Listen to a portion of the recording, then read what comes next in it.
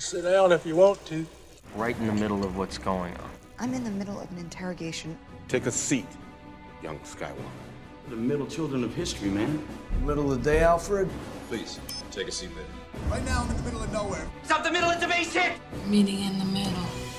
Like. They fought for the freedom of The middle of the middle of a The middle of a war! Come on, freaking ridiculous! Why don't we have a seat and talk it over? No! Not the middle seat!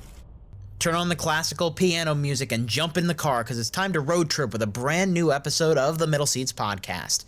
I'm your lead pianist tonight. Let's talk about the other people in the car with us. He leads every rendition of 99 Bottles of Beer on the Wall that we sing to when we're in the car, Mr. Nate Lungarini. How we doing, everybody? Good to be with you. Let's get going. Nate, just so we're clear, how many bottles of beer are left on the wall? At least another 5 hours worth of singing. Oh, God. Oh, man. Oh, yes. Road trips with Nate. Well, we won't subject you to that. We will subject you to this, though. He's the guy that keeps asking, are we there yet? Mr. Jake Hensler. I think I'm going to... The fact that I have to defend myself means I'm probably not great. Never mind. I was going to try and defend myself, but nothing I would have said would have came out well, so... That's too real. I don't like that. Play along. Anyway, the Middle Seats podcast is the best seat in the house for all things movies and entertainment. Thank you for joining us today. If you're joining us for the first time, our show is typically divided into 3 segments. We kind of start with lobby talk. What that means is a member of the crew will pitch a topic and we'll kind of just go back and forth on it for fun for 10 to 15 minutes. It's Jake's week this week. He'll introduce his topic in just about 60 seconds, so I got to wrap this up.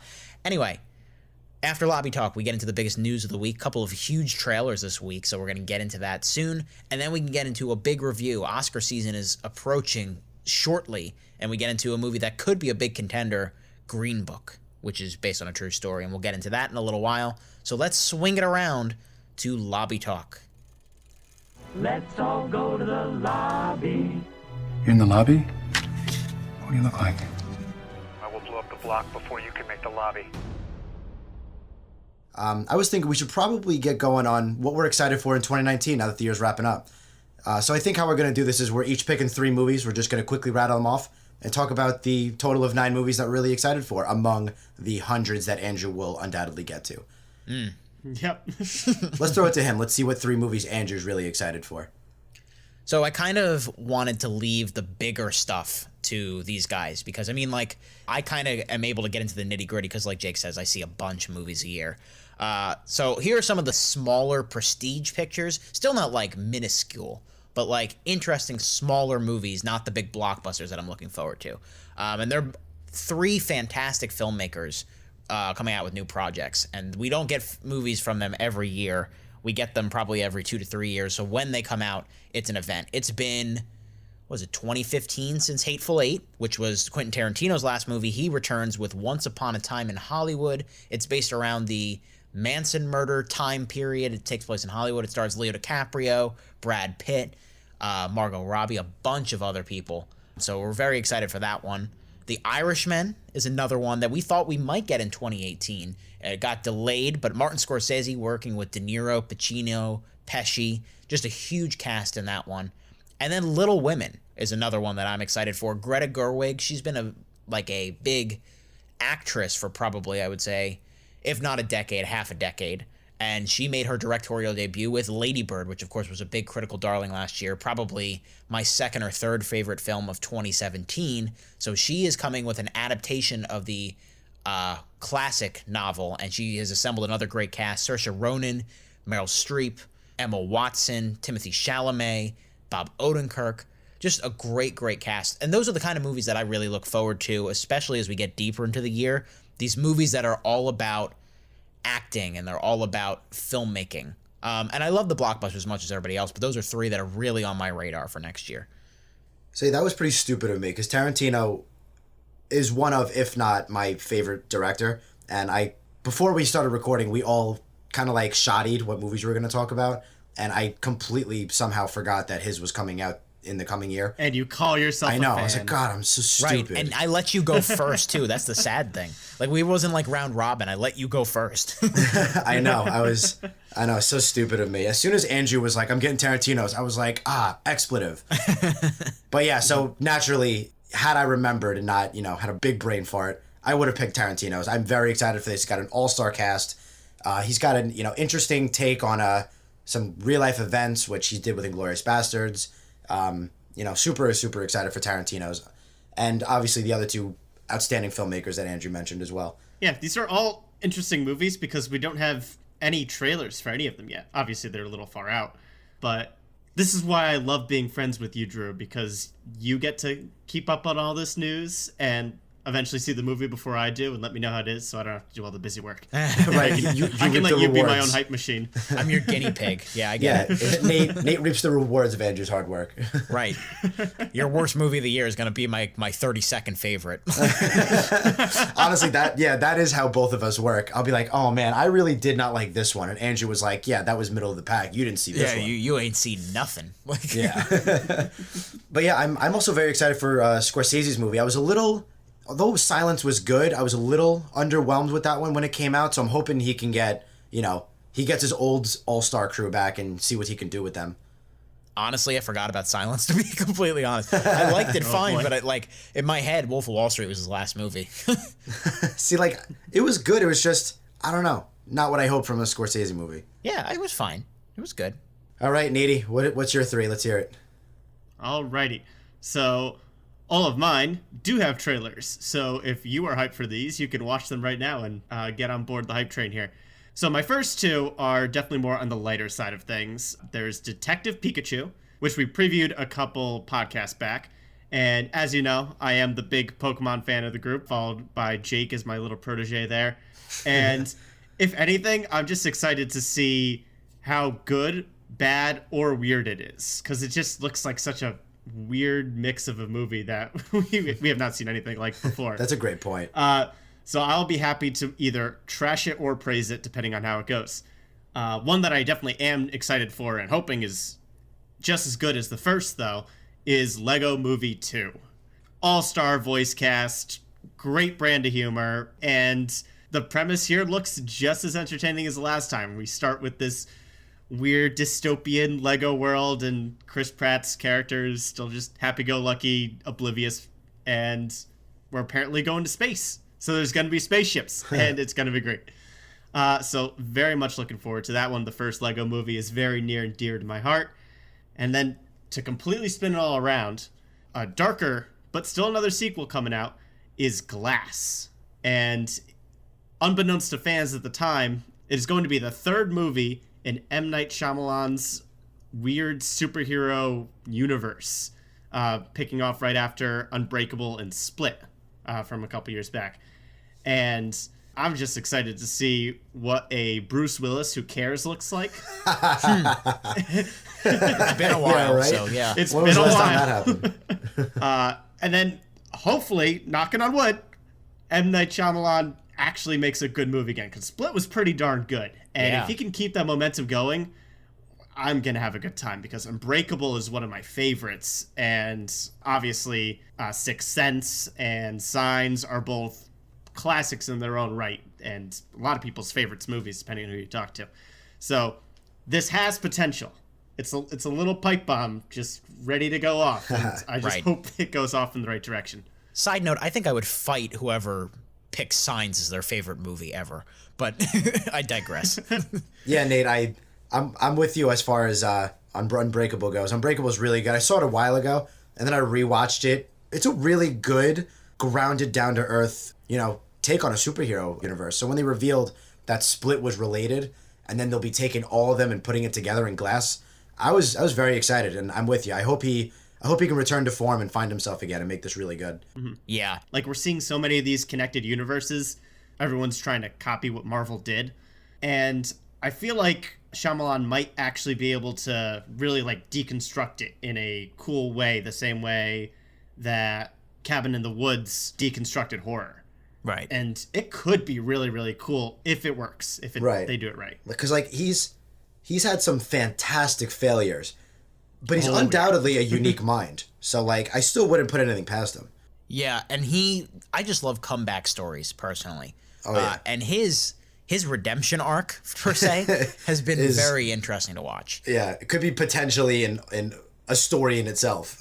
Yeah, has anybody had a more up and down? This is the culmination of a 20-year arc for him. Because 99 was when Sixth Sense dropped. Wow, yeah, you're right. And it's just been like, it was a huge peaks and valleys through his whole Yeah, career. And talking about highs and lows. Right.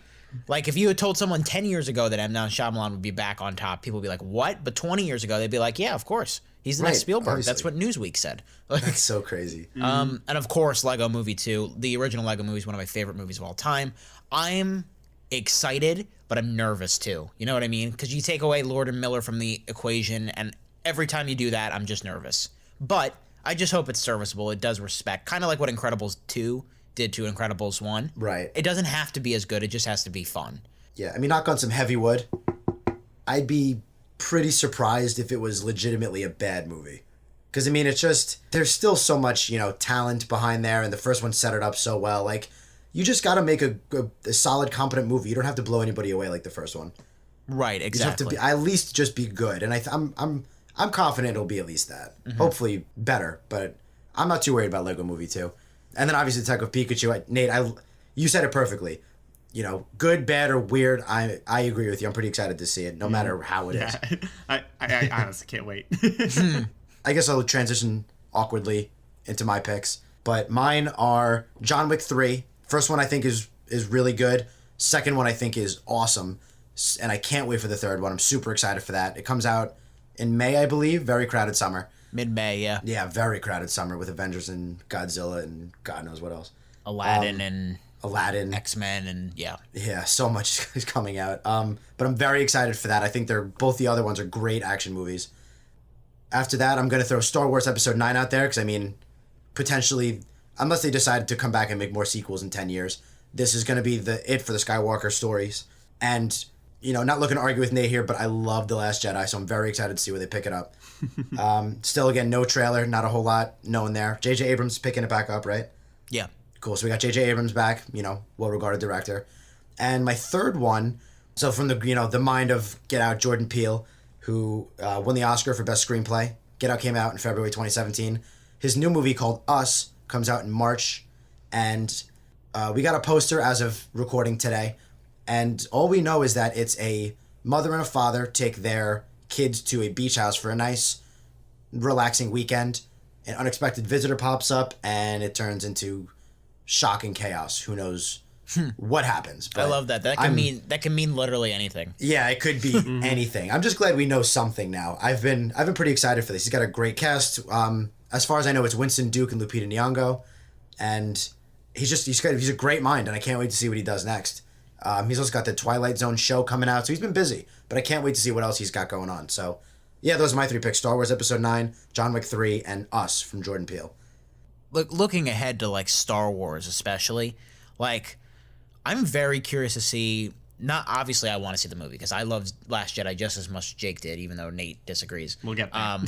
But I'm very curious to see how that vocal minority that, like Nate, that did not like The Last Jedi, will that really affect box office receipts? I'm just curious about that because, I mean, we saw Solo did not do well, but that was, I think that was doomed no matter how good or bad Last Jedi was. You know what I mean? How it was received. Yeah, because nobody really asked for a Solo movie. Exactly. Like, and it had so many problems behind the scenes and stuff. Like, I don't think what happened with Last Jedi had any kind of bearing or effect on how Solo did, but it will absolutely have an effect on Episode 9's box office. And I wonder if the producers, Kathleen Kennedy specifically, who's kind of in charge of the Star Wars verse over there, I wonder if they're going to tailor it a little bit to not be the same tone as The Last Jedi and be a little more fan-pleasing. Like, I wonder what route they're going to go. I think rehiring J.J. Abrams is a big piece of that. That's true. I mean, yeah. It's a big piece, but he's also notoriously safe for stuff like this. Right, Yeah, exactly. That's true. what I'm saying, yeah. Like, yeah, part of the reason that you guys liked Last Jedi so much was how different it was from the rest of the Star Wars universe. And I'm worried we're definitely going to backtrack in regards to originality on that front. Right. And speaking as the person who didn't like The Last Jedi, I'm definitely going to see it. We're going to have to review it, obviously. Everybody And see it. even if we weren't, I probably would see it anyway, just to finish it. But like, I haven't seen Solo yet. I haven't really planned on it. Right. I was actually going to ask you, because I know a few months ago you did. I'm just not excited for Star Wars as of late. And throw out a good trailer and I'll see any movie you want me to, Star Wars included. But on title alone, that is not enough to get me in the seats anymore. Right. And I'm curious to see how many of our listeners and the general public agrees with me on that front. Yeah. Isn't that interesting? How, like, some people are getting worn out with Star Wars to the point where Nate, an avid moviegoer and movie fanatic, has not seen Solo. So interesting how times have changed. Right. And we're getting a much needed break from it now. I mean, two Star Wars movies within like 6 months is just too much. Like, it is. Yeah, it's not too necessary. much. Especially when we didn't ask for Solo. Yeah, we didn't ask for half of it. So, like, we're getting a nice even break now. Star Wars Episode 9 will be out in December. The Mandalorian will probably be out sometime in 2019 on Disney+. So, there you go. You got your Star Wars kick again. But yeah, anything else to say on... We've got a lot of different ones that we could be covering. But I think we got some of the big ones. Mm-hmm. But what's the biggest one, Drew? Right. So obviously, none of us pretty intentionally got into the biggest one. And what is that biggest one? Well, follow us into news. And this just in, a Newsbreak special report. This is breaking news. I've just been handed an urgent and horrifying news story. So really, I mean, like, we all could have just talked about Avengers 4 and just made that a big focal point of our most anticipated 2019. Because, I mean, it is going to be one of the most anticipated movies, not just of next year, but probably of the century, like, ever. Yeah. And we had been in the dark about it. We are all still reeling from Avengers Infinity War, and we're wondering what happens next. Well, recently, Marvel finally gave us some insight, and more importantly, they gave us a title, Avengers Endgame. Stay on. Part of the journey is the end. Food and water ran out 4 days ago. Oxygen will run out tomorrow morning. That'll be it.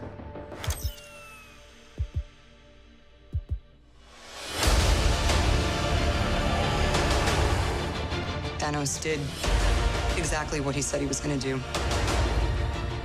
He wiped out 50% of all living creatures. You lost friends. You lost family. This is the fight of our lives. This is going to work, Steve. I know it is. Because I don't know what I'm going to do if it doesn't.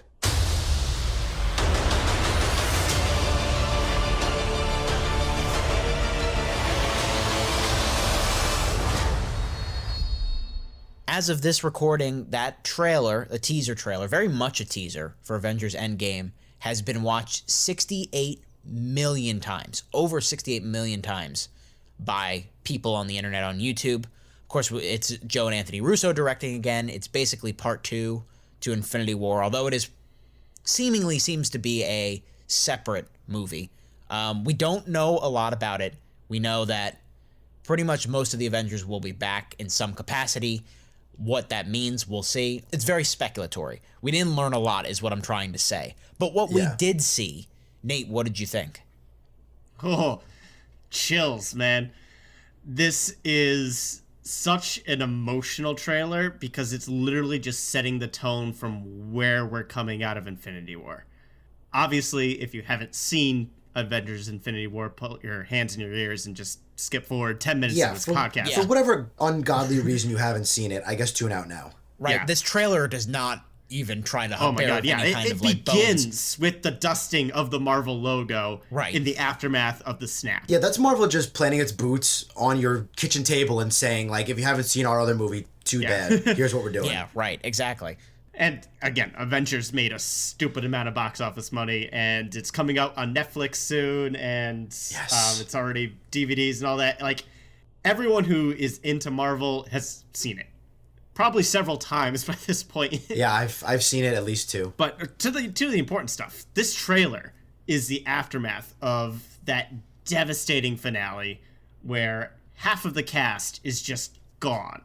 And it's the original 6 Avengers and some other side characters trying to pick up the pieces.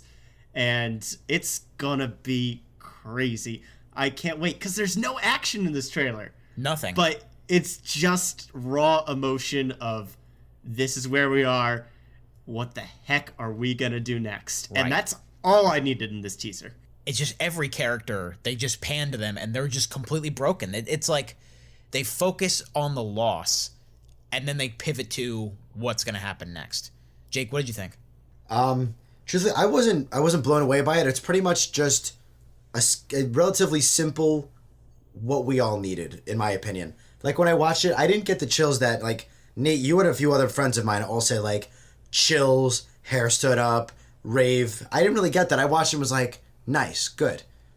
Just a little refresher, just what I needed, if anything at all. But obviously, stupid excited. I said this over my Twitter. They could have not released a trailer whatsoever. They could have just said, like, hey, by the way, Avengers is coming out at the end of April. And I would have been like, awesome, perfect. I don't need anything else. I was kind of hoping that's what they would do. I mean, yeah. they would never. I don't have the patience for that sort of thing. Right. I would have been angry if we didn't at least get one trailer before. I honestly would have thought it would have been as funny as hell. Just like honestly, if they didn't release a trailer, the balls on them, I would have loved it. I would have thought it was so funny. Because really, their Avengers Infinity War made $2 billion. This is absolutely going to make at least the same. Yeah. But as far as the trailer goes, still a good trailer. Wasn't like disappointed or annoyed or anything. It was still a good trailer. You know, funny bit at the end with Scott Lang, an emotional bit with Cap, and pretty much the only thing they revealed that we didn't already know is that Tony drifts in space for a little while. Yeah. Right? That's like everything else. I was like, yeah, right, okay. Right, and yet absolutely everybody is micro-analyzing every single detail, even though it's pretty clear to me, I think, that most of this trailer takes place probably in the first half hour to 45 minutes of the movie, right? Like, it feels like this is... I'd even go less. I bet it could be the first 20 minutes. Yeah, it could be. I wouldn't be surprised. So. Right. Yeah, I don't want to know. I don't want to see anything else. I'm totally good. I don't need to see anything else. Yeah. You had me last May. This trailer just embodies what the Marvel Cinematic Universe is at this point. It's a long-standing series akin to watching 8 seasons of a TV show that you're really into, and this is the payoff. And everyone who is invested at this point can literally just see a shot of a man who used to have a beard and is now shaved crying Right. and have an emotional reaction to it. You know? Not even in his That's suit all or you anything. need. Like, exactly. Like, it's literally just Chris Evans' face, and that's enough to get an emotional response out of you. That's how attached we are to these characters, because we've grown up with them for 10 years now. Right. And I did like Hawkeye's very brief part in the trailer. Yeah, that was pretty cool. Like, that was a kick butt moment. Yeah, that was the only other thing. We found out that Hawkeye's now using a sword too. Cool. I'm down. Yeah, he's taken on the Ronin persona, which I think he definitely lost all of his kids, I think. I'd imagine. He had to. Kids, wife, both maybe. Kids, wife, everyone. And I'm sure that changed him fundamentally, because Black Widow kind of alludes to that. I just want to talk about, we've kind of discussed this before, I think, off mic, but the reputation of Avengers Infinity War is fascinating, because it might be the best received, like, huge anticipated movie that I can remember. You know what I mean? Like, movies like these often, they have their detractors. And, like, there are people out there that don't like Avengers Infinity War, but, like, overall, I think most people were really satisfied with what they got. Yeah, I mean, critically, it overall did well. Not like mind-blowing numbers, but it did well critically, and audience members were almost universally really happy with it. I can only name one person that I know who saw it and didn't like it. Other than that, everybody I know who saw it liked it. Twitter is all over it in a good way. It's really, really satisfied almost everybody. Remarkably so. I think the most unique part about it is that it was not only well received for just the consistency of Marvel movies need to hit this level of good to be appreciated, but it also surprised its audiences. Yeah, without which is important. Kicking them in any sort of way. Yeah. And that is rare. Like, when Star Wars Episode 7 came out, people loved the movie and they were excited, and then over the course of a month, a year, people said, you know what, they did kind of play it a little safe. Maybe it wasn't as good as I thought when I was in the theater and saw it. I have not heard about Infinity War yet, and I think it's because it was just so shocking at the end. Right, it certainly didn't play it safe at all. And Gamora in the middle, I was like, holy hell, this is crazy. And that goes back to what you were talking about, Nate, where these movies are kind of critic-proof because they're so unique we're about to watch part 2 of a series finale is what we're about to watch, pretty much. Like, that's what we've built it up throughout these years, so it's hard to quantify exactly, like, is this a good movie or a bad movie? And it's like, it might not be a good technically movie. Like, if you walked into this and just watched Infinity War on its own, you'd be confused as hell. You have no idea what's going on. But at the same time, there's no way to judge it like that, because that's not these kind of movies that we're watching here. Right, that's not the point. Right. They can do things like this where they just tease. And I mean, like, it won't be the case. They're probably going to drop something around the Super Bowl, probably around Captain Marvel time. Yeah, I would imagine. But if they could just have rocked with this, it'd be fine. Like, they would survive. So I think safe to say we're all very excited for Avengers Endgame. That comes out at the end of April. And this is why we didn't talk about it in Lobby Talk. Right. And about a month after that, movies will be scrambling all summer to try to salvage their box office receipts because of Avengers Endgame. One of those said movies that has to go up against the Mad Titan is the King of the Monsters, Godzilla. Hello? Is anyone there?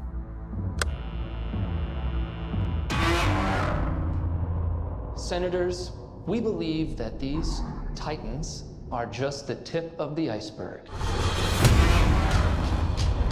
They're everywhere. Battling for dominance. A rival alpha to Godzilla. So you'd want to make Godzilla our pet? No. We would be his.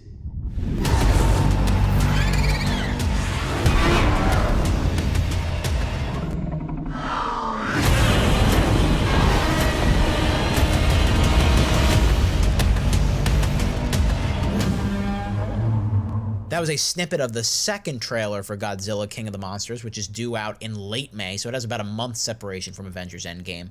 It is the sequel to 2014's Godzilla. Michael Dougherty takes over as director from Gareth Edwards. He's done Krampus, Trick or Treat. Nothing really huge, but boy, does this movie look huge. Yeah. I mean, Godzilla's back, of course, but there are a bunch of other different monsters here wreaking havoc on the world. And the humans caught in the middle, Millie Bobby Brown, of course, a Stranger Thing, Kyle Chandler, Vera Farmiga, Ken Watanabe is back, Thomas Middleditch, O'Shea Jackson, whatever Ice Cube's son his name is, that's O'Shea Jackson. Charles Dance from Game of Thrones. Charles Dance, huge human cast as well. And then the lovable, slightly obese version of Godzilla that will eventually fight King Kong. A little pudgy. Guys, this is a huge trailer, and it's our second good look at the movie. Jake, first impressions on this? Man, if I was 12, I would be talking about this every single day until it came out. It pretty much just looks like... I am excited. At 23 years old, I'm excited. I'll clear the air there. Because I think visually, it looks awesome. It, like, the color scheme and the graphics and the monster designs and everything, it looks so good. That doesn't necessarily mean it will be good, but for now, both trailers have made me go, wow, I'm looking forward to this now. And that's good, because I didn't love Kong's... I was kind of underwhelmed by Kong Skull Island, and I was kind of underwhelmed by Godzilla 2014. I know Andrew will fight me on that, but I was a little underwhelmed on both. Yeah, I love that movie. It's a good movie. Yeah, I personally was underwhelmed by both, but this one, man. And I loved Godzilla as a kid, truthfully. I love all the monster stuff as a kid. I had the Godzilla game on GameCube. I don't know if either of you had that. No, I did not. Okay, well, I had the Godzilla game, and I loved all the monsters, like Mothra, King Ghidorah, and we got peeks at both of them. Rodan, I think, is the pterodactyl one. That is correct. Yeah. Yeah, I loved all that stuff. So 12-year-old me would be jumping up and down, not paying attention to class at all. But long story short, I'm pretty excited for this. If nothing else, it looks entertaining as hell. Nate?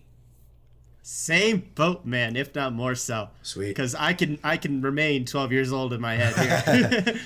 Like, back in the day growing up, one of my good friends, whenever we did sleepovers kind of thing, he had all of the old Godzilla movies, and one of our favorites was Godzilla Final Wars, which is basically like the beta version of this movie, where it's just Godzilla going up against all of the old school monsters, and like this weird fan servicey but fun as all heck movie. I might have to watch that, like tonight.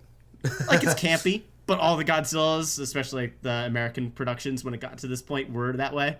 But this movie, this is exactly what you picture when you close your eyes as a preteen boy, and that's monster movies. Like giant dragons, weird creatures going at each other, and just wrecking face on whatever city is unfortunate enough to be in there. Yeah. Right. Like, my poor parents would have such a headache from me talking about this. And so, like, the shot of King Ghidorah, the three-headed dragon, going up against Godzilla at the end, and they're sprinting towards each other.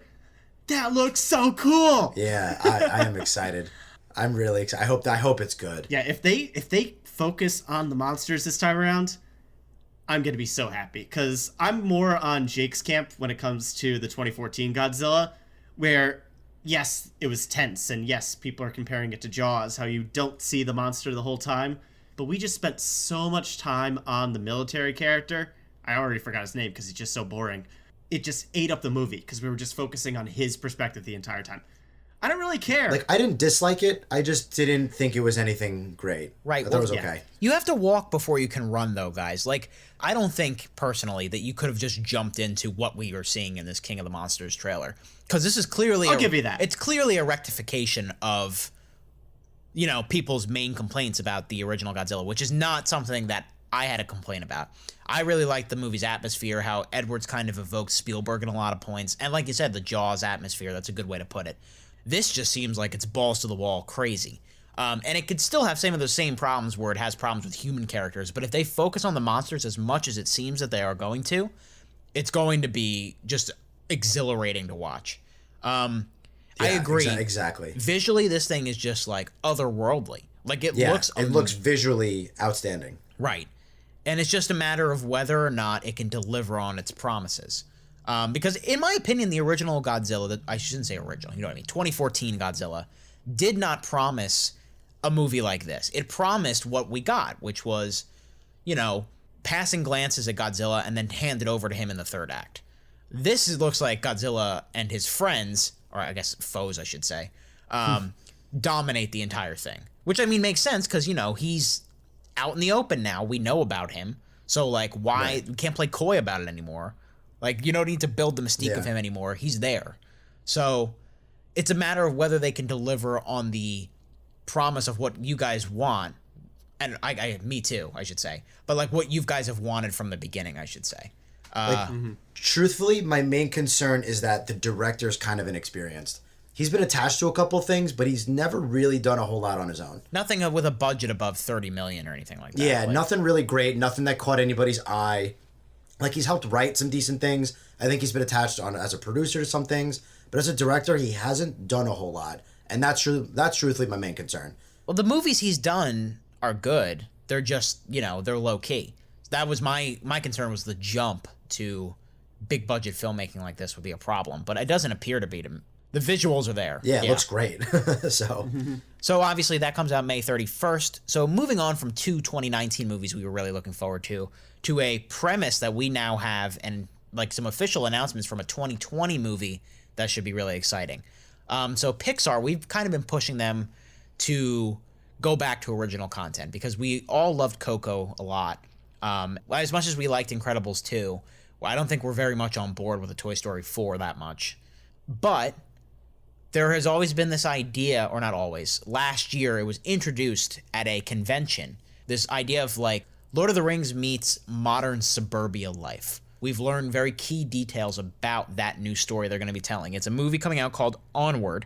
It's due out in March of 2020. It'll be directed by Dan Scanlon, who's making his second movie for Pixar. He directed Monsters University. Pretty big core four of casting.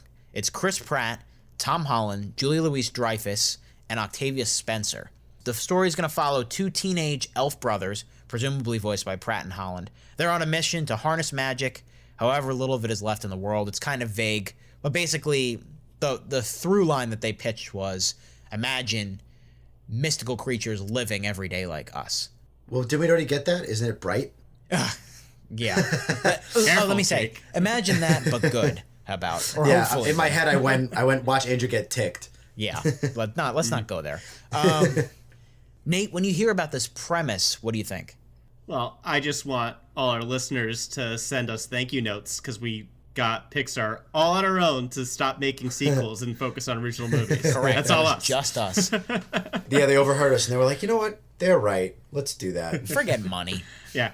Obviously, on just name and premise alone, we don't know a whole lot yet. But I'm just excited that we get some original concepts in because it's so frustrating to hear when people say, oh, originality's dead. Hollywood can't come up with new ideas. Yes, they can. And hopefully Pixar's paid enough dues with all the sequels that it's churning out that it's got the budget to invest in some potentially risky, but hopefully fun, awesome Pixar ideas here. So, looking forward to it. Waiting for more information. Jake?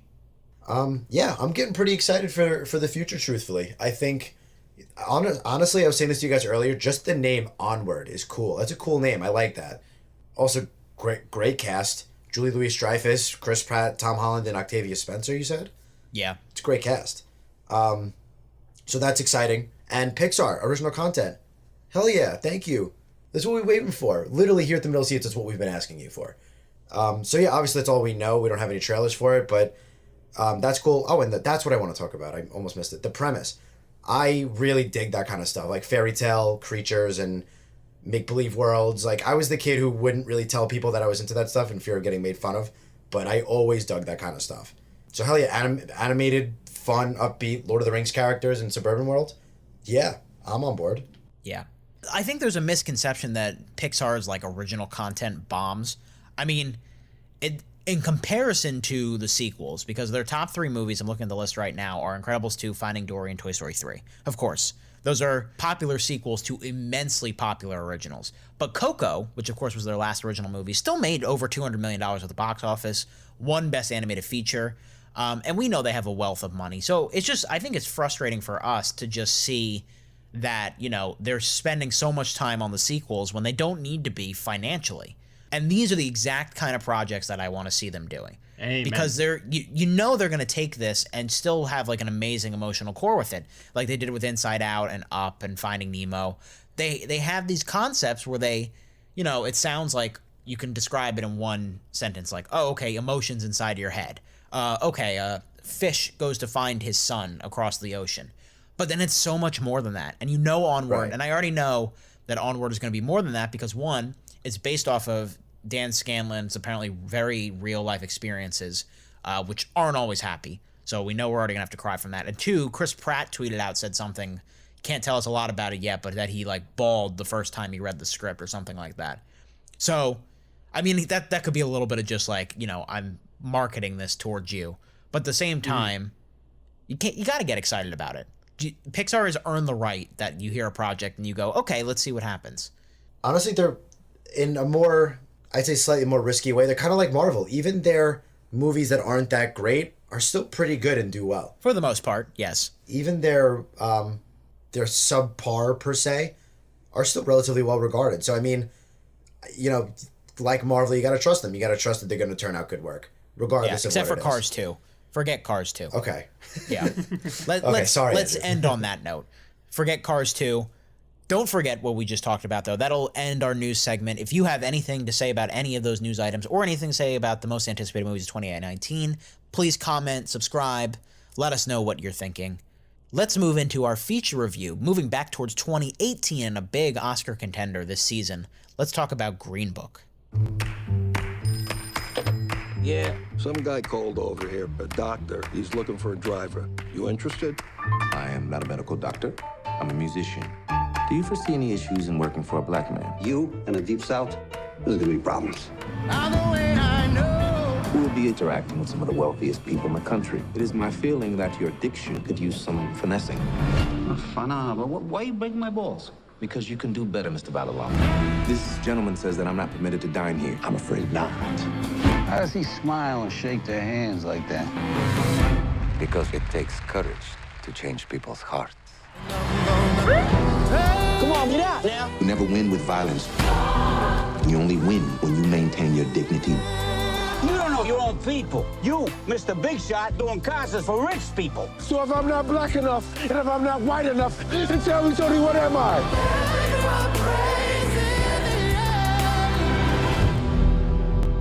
Green Book is directed by Peter Farrelly. He is one of the comedy duo that hit it big in the 90s. They made Dumb and Dumber. They made There's Something About Mary, Osmosis Jones, Shallow Hal. They were a big deal for a while. Me, Myself, and Irene, I believe they directed as well. If not, they just produced it. But they had a big thing going for a while. Then they kind of fell off a little bit, and now Peter's doing this. It's one of his first big dramatic movies. Green Book is based on a true story. Stars Viggo Mortensen. You better probably know him as Aragorn from the Lord of the Rings movies. He's Tony Vallelonga, or also known as Tony Lip. He's a foul-mouthed, bad-mannered bruiser of a New Yorker in the 1950s, 1960s period. He's the stunning Italian-American stereotype. He has a casual racism towards minorities, as they would back in the day. Working job to job in a nightclub, he bounces for... It kind of undergoes renovation, so he has to take this job with Dr. Don Shirley, who's played by Mahershala Ali, of course, the Oscar winner from Moonlight. He's one of the most sophisticated and talented pianists on the planet. Tony will serve as the driver for Dr. Shirley as he embarks on a musical tour in the Deep South, and this is back in segregation days, full-blown, running right up until Christmas time. So it's a Thanksgiving to Christmas trip, and of course, life lessons are learned, and things happen. So guys, this one is definitely on the radar for a lot of people as far as Oscar contenders go.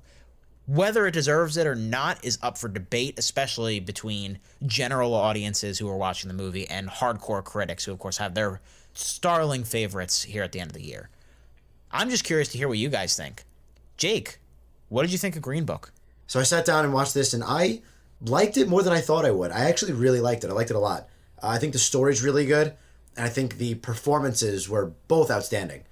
I don't think, if I have, I'm not aware, but I don't think I've seen Viggo Mortensen in anything other than Lord of the Rings. I didn't see Captain Fantastic, and I didn't see History of Violence or whatever else he's been in other than that. I thought he was great. He should absolutely get nominated. He's getting buzz. I think he should get a nomination. I thought he was really, really great.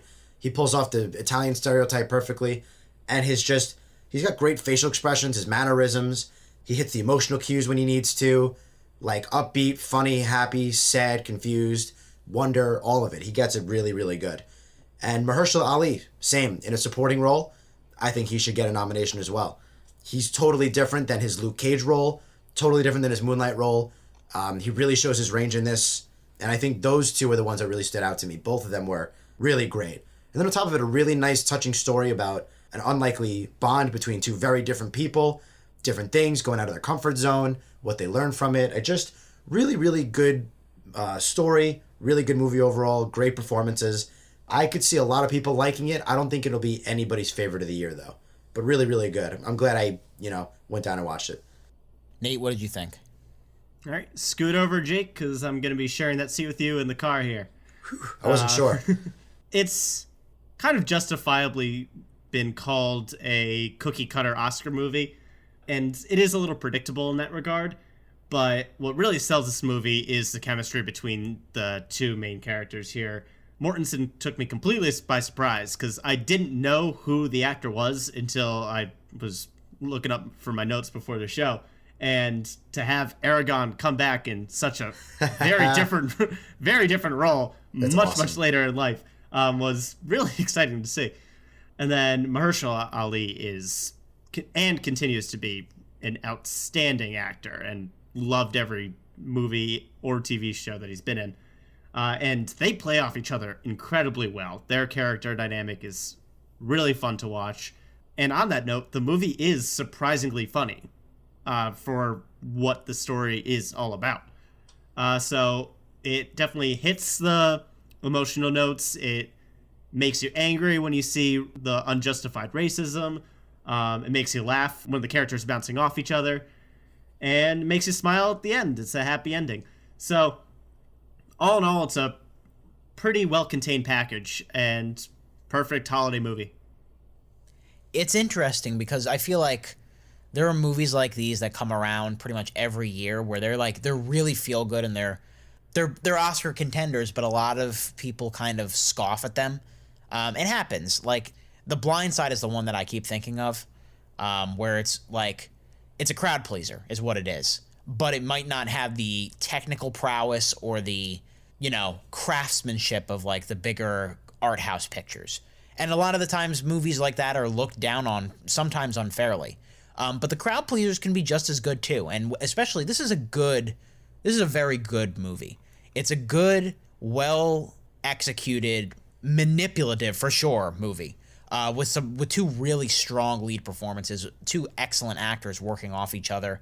What really makes this work is their relationship and the bond between the characters and how they sell these scenes that might have been like hackneyed or corny in different arms. Right. Because the movie definitely plays it fast and loose with history. It's definitely a sanitized version of what probably actually happened. It doesn't have the grit of other racial dramas.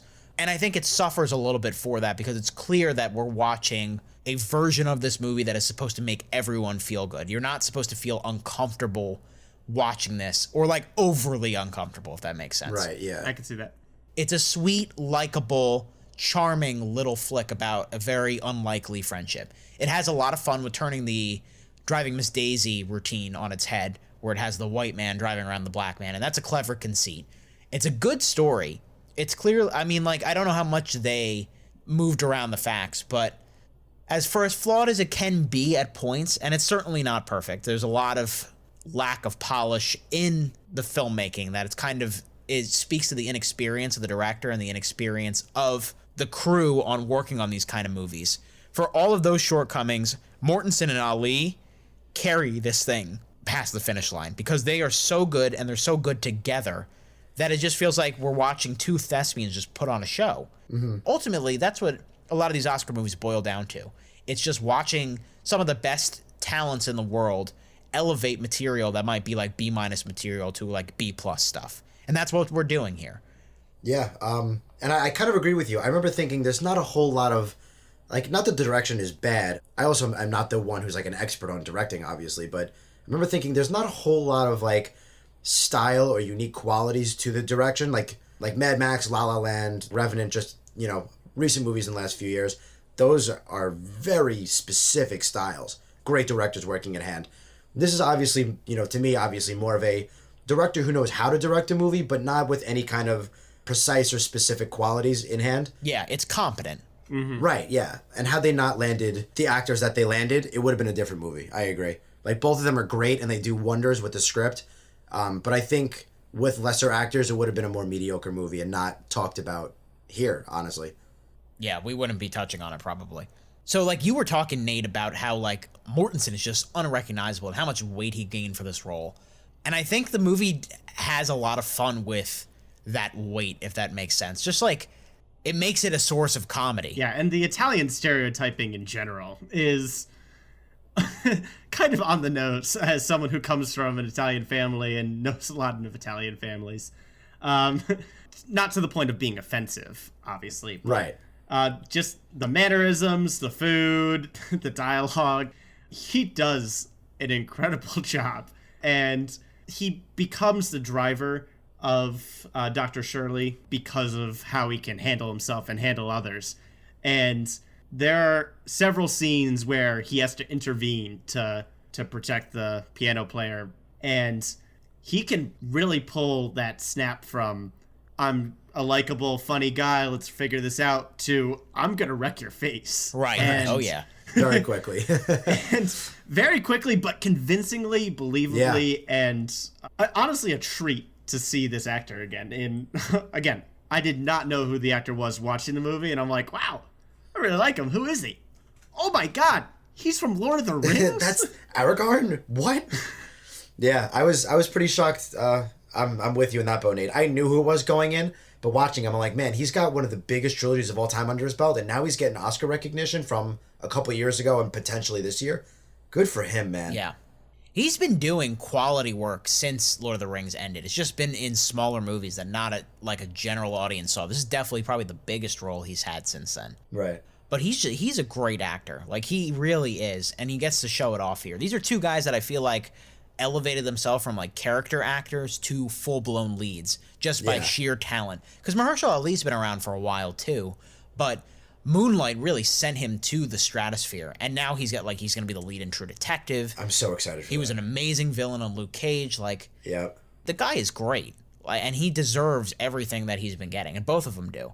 That's why I'm happy to see this movie succeed, even if I don't think it's perfect per se. And I think that's where we get into our ratings here. So we're going to get into our ratings for Green Book. Basically, how we rate things here on the Middle Seats is we rate them on the seat scale. If we think a movie is perfect with almost no flaws whatsoever, we give it a Royal Throne.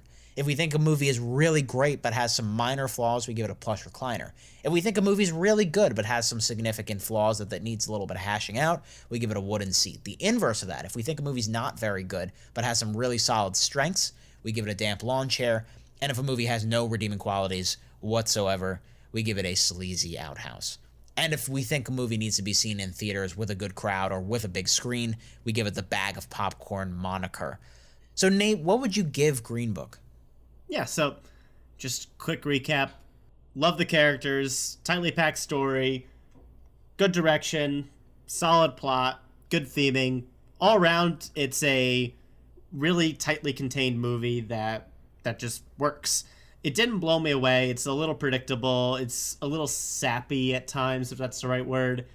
It doesn't pull out all the punches with how serious racism and segregation is and was in this country. So on that note, it doesn't go above and beyond to be a movie that I haven't seen before.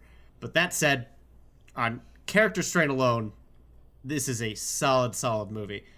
So I'm going to go plush recliner on it. I thoroughly enjoyed it, never was bored, thoroughly entertained. It was funny, it was emotional, and it was a good experience. Jake?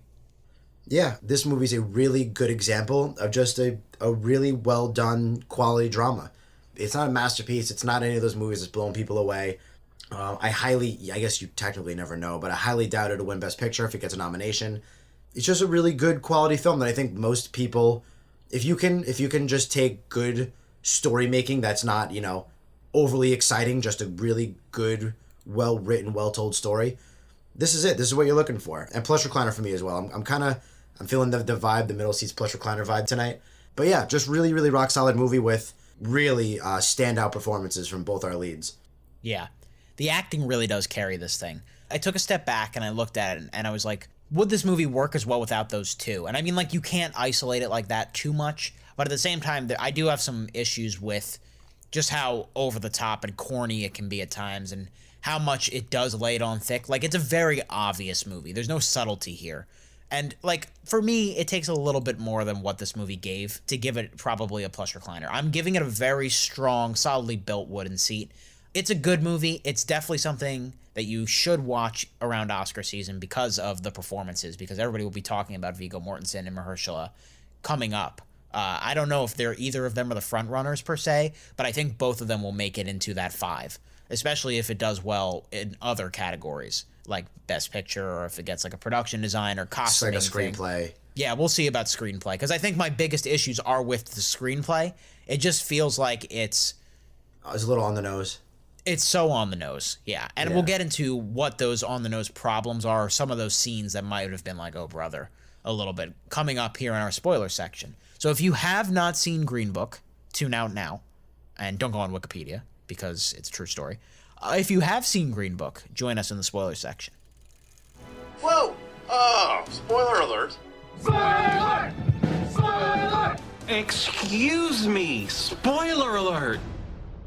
So yeah, as far as spoiler goes, well, actually, first off, I wasn't sure if this is based on a true story or not. So when they showed it at the end credits, I was pretty happy. I'm like, oh, that's so nice. It's a nice, true story. I like when nice stories like that come out. I don't consider myself a sucker, but when I found out it was a true story, I was like, oh, that's nice.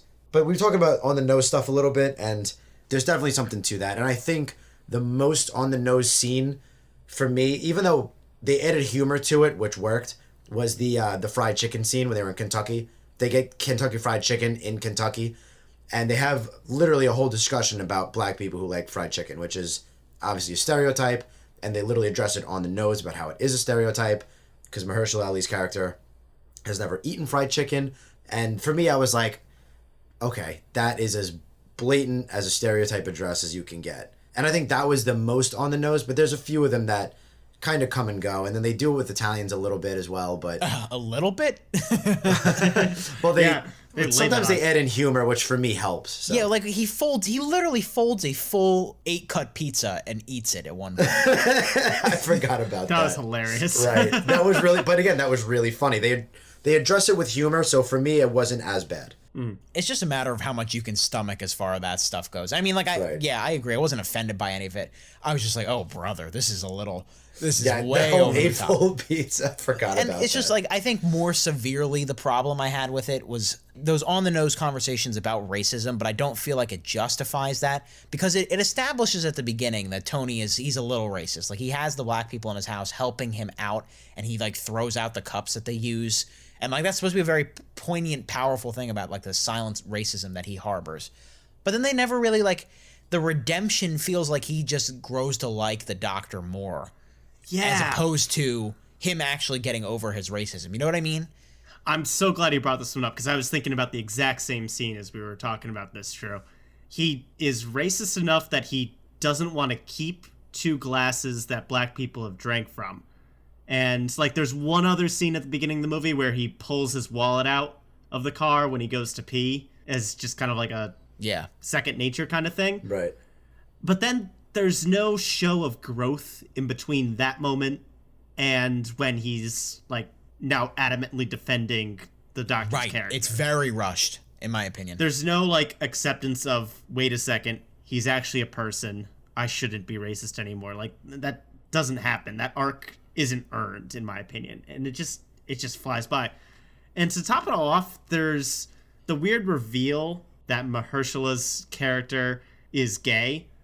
And Tony's character doesn't really react to that. And someone who's as bigoted as I don't want to keep glasses that were drank from black people to having no issue with his character and any, like, potentially homophobic feelings in there, it just felt kind of off to me. It's way too cartoony. Yeah. There was no conflict there. Well, I was a little surprised that there was no reaction to the reveal, but at the same time, I feel like they addressed it a little bit because one, they at this point have been growing and helping each other and growing to like each other, and he kind of makes a little pass like, I've worked in nightclubs for years. I know funky stuff happens. I'm not really one to judge, and he kind of just lets it go. So I was surprised that there wasn't a reaction, but I feel like that was, simple enough. And, like, that's the explanation for his lack of reaction. But again, you're coming from a character who didn't trust black people in the beginning of the movie. Yeah. And now we have this character, and there's just no in-between moment. Right. Jeez, Nate, it's like you're reading my notes over here. Like, you're nailing every point. Like, you're doing my job for me, man. Like, we're very much on the same page as far as that goes. And I think the movie tries to, like, retcon that. I mean, they should have probably removed that scene because the rest of the movie kind of tries to establish Tony as, like, he's too stupid and too, like, naive to be a racist, if that makes sense. He's too simple of a guy. That's what they try to set it up as. But then that scene is completely counterintuitive to that. You know what I mean? Like, it's supposed to show some redemption arc that I just feel like didn't happen. And I know, like, I mean, we're beating on the same points, but the movie is so obvious in other moments that, like, I'm shocked there wasn't a scene where he's like, I guess they're okay. You know what I mean? Like, stupid, something as stupid as that, it just feels like it was missing, given the context of the rest of the movie. I guess for me, it was kind of just like the hallmark moment at the end is supposed to imply that a little bit, even though they don't directly show it. Like, he invites him in, his family gives him a 2-second silent pause, and they were like, well, I guess this is what we're doing. So for me, it was like a hallmark moment where Tony's character does that. And also, he defends him at the dinner table. They ask how he's driving the Doctor, but they use a racial slur that I don't, or just like a racially insensitive nickname that I don't remember what they said. And he was like, hey, don't call him that. So they really hammer home their friendship. And I guess the ending is just supposed to imply that he thinks differently now. But I know what you guys mean. There's no direct hit home moment for him where he really goes, got it. Right. And I think as messy as the characterization can be, the movie does a really good job with the rest of the elements of the Doctor's character. I really liked the dichotomy of his situation. He has that big, showy Oscar-y moment where he's talking about how, like, he's too he's like too talented and too white to be black. But then, of course, white people don't accept him either. He's this very lonely soul. Absolutely. And I really think Mahershala and the script really nailed that part. Yeah, I really like that a lot. Tony is such a family first person, despite all of his simpleton flaws. And it's such an easy contrast to make, but the movie nails that. And if it didn't nail that, it would have been in big trouble. For sure. Yeah, I honestly can't think of any criticisms for Mahershala Ali's performance. I thought his character was great. I thought how the character was written was great. Like, he fully embodied someone who was torn in several different directions and didn't really feel like he had a home in any community. And he stands up for himself at the right moments, particularly like that Christmas Eve scene at the end, just having personal pride. And like, I thought all of that was powerful stuff. Like, maybe a little predictable, but I'm not going to fault the movie for that because it was a good character. Well, and I completely called Mahershala driving him at the very end, like their final home stretch to the city. When he was like, I can barely see. I feel like I'm going to fall asleep. I was like, that's how they get home. Got it. Right. And really, the movie kind of like establishes like, oh, you get home for Christmas, but like, what if he didn't? He's making money for you, woman. Like, like. You see him the next day. And that kind of just again hammers home the whole like general audience pandering that this movie kind of does. And there's nothing wrong with that as long as you do it well, and it does. Right. Like there is definitely pandering and really like, hey, this is our message. Take to it. But I think it, like you said, it was done in a good enough way and not an obnoxious, cheesy way. Like, it worked out. Exactly. So, guys, I think we've kind of gone into a lot of what makes Green Book work and what doesn't make it work. Let's move into final thoughts here. Jake, you were on a roll. Why don't you finish it up? Oh, how nice of you. Don't push it. Yeah, I was going to say, totally threw me off guard with that. You ruined already. Thanks. I should have seen that coming a mile away. It is definitely a feel-good movie. I'd say my only criticism was there was a point when I just like kind of casually checked my watch and I was surprised I was only about halfway through because it's only 2 hours 10 minutes, 2:15. It felt a little bit longer than that, and if the movie feels like it's longer than it is, that is a little bit of a criticism for me, and I kind of felt that a little bit with this. So I could see some audience members getting a little like groany, but other than that, this is a movie that I think a lot of people can not only enjoy the story and the performances, but get something out of and learn as Tony learns and learn as the Doctor learns. So I really liked it. I really liked the whole story, and mostly the performances were outstanding, combined with a good story, a good feel-good story for the holidays, like you guys said. Definitely worth the watch. Nate, final thoughts on Green Book? I'm not familiar with the true story aspect of this. Just looking it up online, the family of Don Shirley has come out kind of against this movie because of just how safe they keep all of the themes in this movie. There's a lot of backlash to the movie that I think we would need more time to get into. Yeah, and none of us are into classical piano music. None of us really know the history here, so yeah, I can only speak to what I thought of the movie as a film, and I enjoyed the story they put together. I thought it was very tightly contained, and honestly, completely and totally sold by just the actors' chemistry together. Their dynamic is so much fun to watch, and there's a lot of great quotable moments in there, a lot of really fun banter. Good feel, good movie, maybe even too much so, and I'll leave it at that. Jake, you used an interesting phrase when you were talking earlier. You were talking about like the end sequence of the film, and you called it like hallmarky.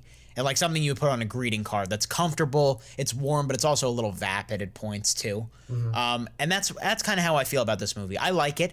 It's a good movie. It's well acted and really elevated by the talent in front of the camera. It's just the talent behind the camera kind of leaves a little to be desired at points. And it doesn't put it in that second tier when we really start talking about serious Best Picture contenders for me. Now, other people are going to disagree with that. I think the Academy most likely will. I think this has, I'm not going to call it a lock, but I think it's got a very good shot at being one of the 8 or 9 to be nominated. Right. I think so too. And I won't be necessarily angry if it gets nominated. I'll understand, but I do think I'll be a little irked if it wins, just because I think there are a lot of more deserving movies out there. I would be a little like, really, if it wins? Because it's definitely, it's a good movie, but I don't see Best Picture winner. I'd be disappointed if it did. Right. This kind of thing happens all the time, though, too, so I wouldn't be shocked. I do recommend that you watch it. I think your Oscar season will not be complete without watching it. Just I wouldn't have the massive expectations for it you might have for something like First Man or even A Star is Born, to be honest. Yeah, I like both of those better. Me too. Me too. That'll do it for this week's episode of the Middle Seats Podcast. Before we jump back in our Cadillac and drive home, Nate Lungarini, where can they find us on the internet? Alrighty, here's how you can get in touch with us. Please like, comment, and subscribe to our YouTube channel, The Middle Seats. You can also listen to us on the go on both SoundCloud and iTunes. For any questions, comments, or updates on the show, keep an eye on our Facebook, Instagram, and Twitter, all at The Middle Seats. And if you like what you hear and you want to see more content, let us know and spread the word. Guys, I don't know about you guys, but I'm very excited for next week's review. We finally get to talk about Spider-Man Into the Spider-Verse. Ooh. Hell yeah. Big anticipated movie of this winter season. Phil Lord, Chris Miller produced. So we'll talk about that coming up soon. For all of our past episodes, you could find us, obviously, where Nate was talking about. That'll do it for us this week. For Nate Lungarini and Jake Hensler, I'm Andrew J. Keep that seat warm, everyone.